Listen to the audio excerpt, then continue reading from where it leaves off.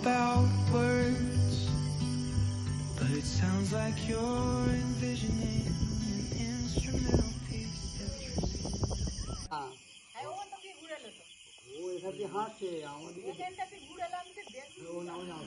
নমস্কার, দামোদর ম্যানেজমেন্ট গ্রুপসের পক্ষ থেকে সকল দর্শক বন্ধুদের জানাই প্রভাতী শুভেচ্ছা।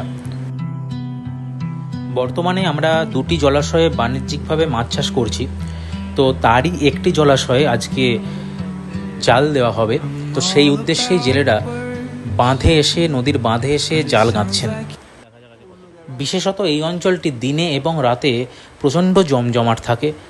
সারা গ্রামের মানুষ এখানে বাজার থেকে শুরু করে দোকানের সমস্ত জিনিসপত্র কেনাকাটা করেন, কিন্তু ভোরের এই সময়েতে এখানটা বেশ শুনশান থাকে, আর সেই কারণেই জেলেরা জাল সাজানোর জন্য এই স্থানটিকে ব্যবহার করে থাকেন।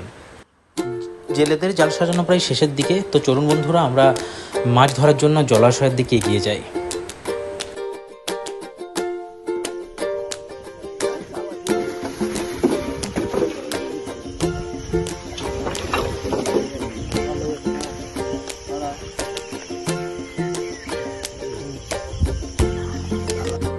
আমরা দেখতেই পাচ্ছি যে জেলেরা ধীরে ধীরে জলাশয়ে নামছেন। অলরেডি ভোর 5টা বেজে গেছে এবং দামোদর ম্যানেজমেন্ট গ্রুপসের পক্ষ থেকে 2 জন সদস্য থাকছেন যারা জেলেদেরকে মাছ ধরার বিষয়ে সহযোগিতা করবেন।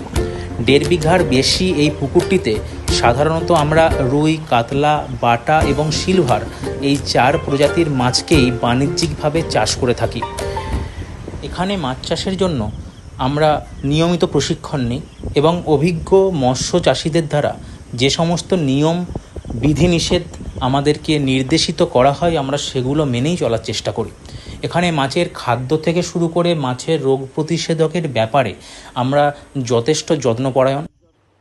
বাণিজ্যিক পদ্ধতিতে মাছ চাষ করা হলেও রাসায়নিক সারের প্রয়োগ না করার কারণে এবং সম্পূর্ণ ঘরোয়া পদ্ধতিতে মাছের খাদ্য তৈরি হওয়ায় মাছের স্বাদ অত্যন্ত সুস্বাদু হয়ে থাকে, যার কারণে দামোদর ম্যানেজমেন্ট গ্রুপসের যে মাছ বাজারজাত করা হয় তার জনপ্রিয়তা কিন্তু সর্বত্রই।